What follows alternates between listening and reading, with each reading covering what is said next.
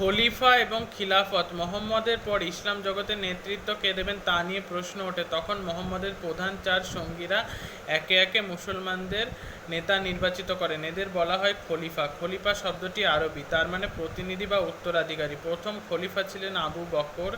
খলিফাই হলেন ইসলামীয় জগতের রাজনৈতিক বা ধর্মীয় নেতা। যেসব অঞ্চলে ইসলাম ধর্মের ক্ষমতা ছড়িয়ে পড়েছিল সেগুলি হলো দারুল ইসলাম। খলিফায়ের পুরো দারুল ইসলামের প্রধান নেতা, তার অধিকারের অঞ্চল নাম ছিল খিলাফত। 712 খ্রিস্টাব্দ নাগাদ আরবি মুসলমানরা মোহাম্মদ বিন কাসেমের নেতৃত্বে সিন্ধু প্রদেশে অভিযান করে।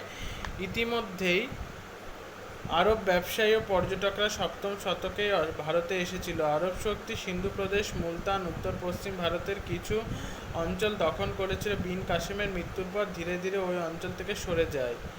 আরবদের পর আরেক মুসলমান শক্তি তুর্কিরা ভারতে সম্পদের টানে আক্রমণ করে। খ্রিস্টীয় একাদশ-দ্বাদশ শতাব্দীতে গজনির সুলতান মামুদ, ঘুরের শাসক মুইজউদ্দিন মোহাম্মদ বিন শাম, এই দুই তুর্কি শাসক ভারতীয় উপমহাদেশে অভিযানে আসেন। অবশ্য উভয়ের উদ্দেশ্য এক ছিল না। গজনির মামুদের প্রধান উদ্দেশ্য ছিল মন্দিরগুলি থেকে ধনসম্পদ লুণ্ঠন করে খোরাসান এবং মধ্য এশিয়ায় তার সাম্রাজ্যে ব্যয় করা। আনুমানিক 1000 খ্রিস্টাব্দ থেকে 1027 খ্রিস্টাব্দ পর্যন্ত মামুদ প্রায় 17 বার উত্তর ভারত আক্রমণ করেছিল।